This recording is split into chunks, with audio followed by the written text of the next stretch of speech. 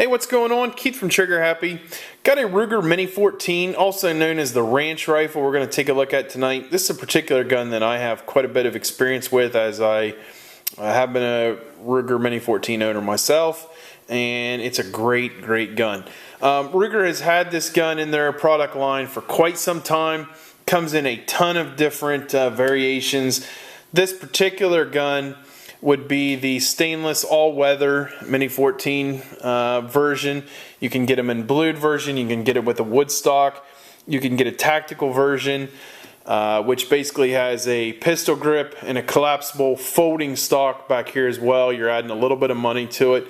This is item number 5817, which is more of their expensive Mini 14. There are others that retail for probably about $80 or $90 less than this gun. These retail in around $750 for this particular setup here. It is a semi-automatic gun. It is chambered in 223 or 5.56. Most Mini 14s you'll find will ship with a 5, a 10, a 20, or a 30 round magazine. This particular one comes with a 20 round magazine, which is probably the most common that they'll ship with. A few things about the mags we'll talk about shortly. It is a little different action. If you're used to an M1 or maybe an M14, it is a rolling bolt action, as you'll see here. It's extremely reliable. It's very heavy. You can tell it's machined well. It's actually, you know, it's not the easiest to manipulate back if you may be a little weaker. But it's not difficult. Very reliable action, easy to tear down and clean, and we'll get to that as shortly as well. This one has your basic peep sight in the rear and your dog-eared sight up front. Some of them, there's a Target model that has a piece up here, I believe it's a harmonic dampener or something like that, that makes it a little more accurate. This one is not wearing anything up front. Some come with a flash hider. I think the tactical version is what that's called. Not necessary in my opinion, but if you want to dress it up a little bit, that is an option on some of these guns.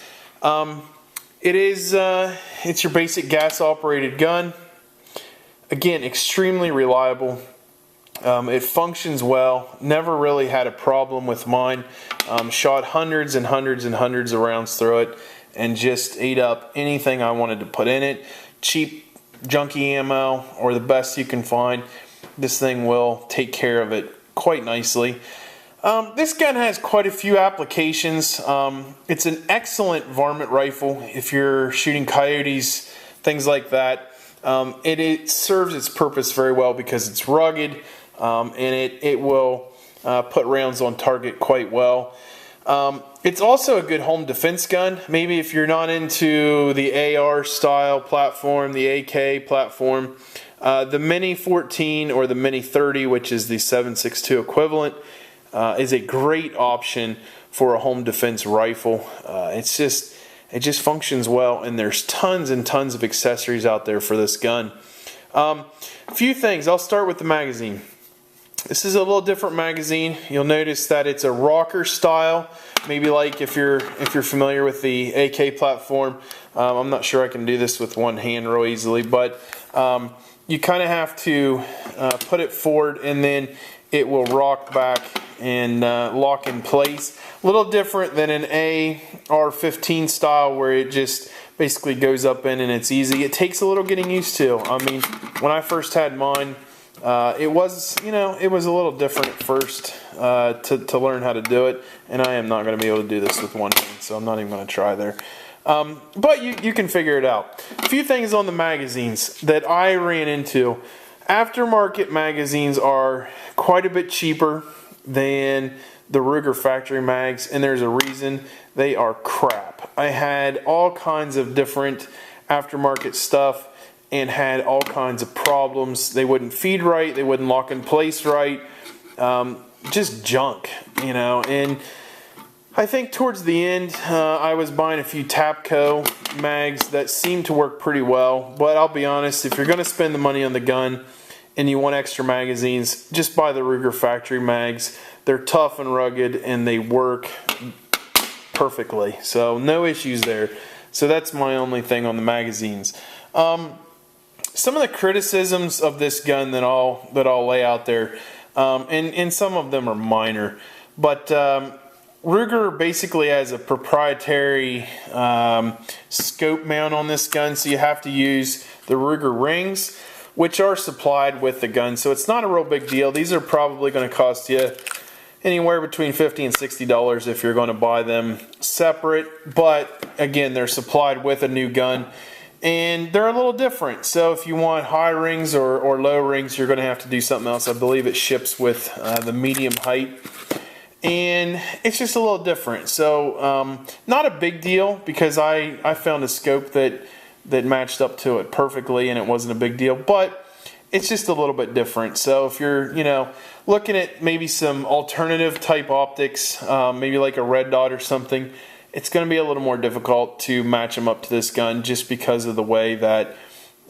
they have it set up here. So not a huge deal. Most people are going to put a scope on here and run it that way, and it's going to work just fine. Another criticism that some people levy on this gun is that it's not super accurate. And I'll tell you the truth, they are right and wrong. If you're going to match this up against, say, my Rock River AR-15 that I have, the accuracy is not going to be sub-MOA that the Rock River is. But on the other hand, it's not going to be spreading them all over the paper. You can easily get a 2-inch group out of this gun. And that can be done all day long with all kinds of different ammo. I wasn't able to punch holes one after the other on paper like I am with my Rock River, but no complaints here for varmint hunting, self-defense. This thing is perfect. These are outstanding guns. Again, if I didn't mention earlier, I had the setup that comes with the folding collapsible stock in the back and a pistol grip on it. The cool thing about these there's so many accessories, and they're so easy to customize. If you want one where you can attach rails to it, there's a stock out there that's going to run you probably less than $100, and you can put that on here and it just drops right in. I mean, it is a piece of cake. A couple screws and you've got this thing apart.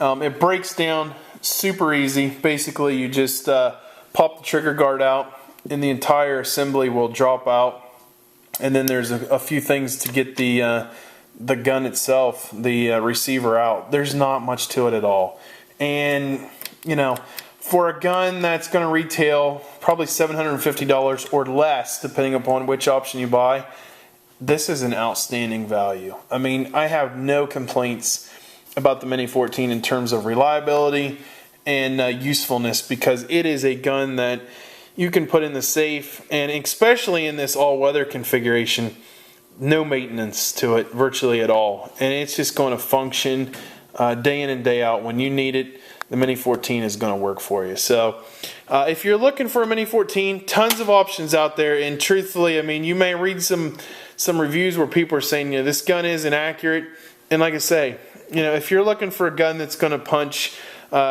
sub-MOA, it's not going to do it. It's just not designed for that.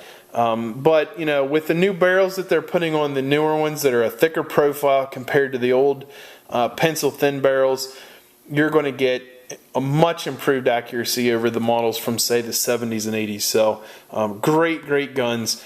Ruger Mini 14, also known as the Ranch Rifle. Check it out at Trigger Happy, and we'll see you next time. Thanks.